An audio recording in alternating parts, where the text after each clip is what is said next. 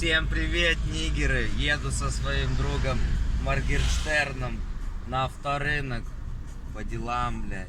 Вскрыли вчера одному пациенту голову. Надо лечить, надо лечить. Продолжение будет в следующем видео. Подписывайтесь на мой канал, ставьте лайк, и все будет четенько.